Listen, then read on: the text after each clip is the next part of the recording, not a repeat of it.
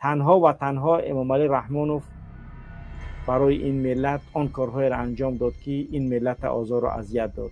پس از قتل عام مردم بدخشان، مردم خواست که توسط بعضی از عملهای انجام داد که البته عزت امان معلوم بود قضیهش که رحمانوف با او هرگز رحم ندارد، یا فکر کنید که من رحمانوف قپید بود، فکر میکنید یگون ماده کودکس جنایتی در دنیا باقی میمونه که در کلای من نزنش، میزنش. بعد چی یعنی چی؟ یگون جایی باید ما از رحمانوف امید بخشش یا امید عفو یا امید رحمت داشته باشم؟ هرگز نه.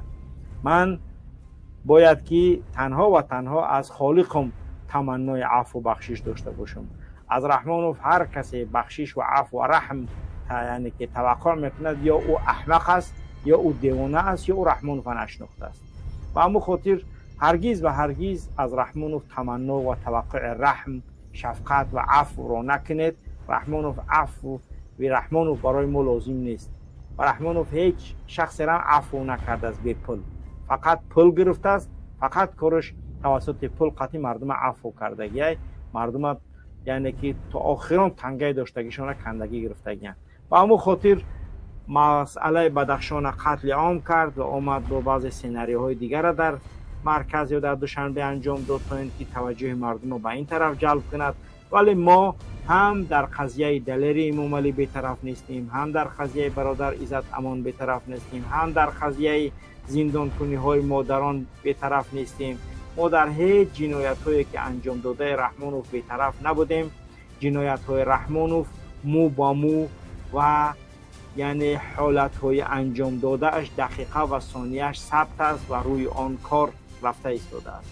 قتل عام مردم بدخشان رحمانوف جای خودش، اضافه نمودن حکم زندانی برادر عزت امان جای خودش، حکم ناعادلانه نسبت یعنی که موجی گل غریب و مادر جنید الله و مادر فرهاد خدایار جای خودش، زدن برادر دلیر شریف جای خودش و جنایت های دیگری که در ولایت سوخت انجام داده ایستاده جای خودش، در ولایت ختلان انجام داده ایستاده جای خودش، و همه اینها جاهای خودشو ندارند و هرگز و هرگز هیچ کاری که انجام داده، هر کاری انجام داده اون از پیش ما یعنی دور نمی رود.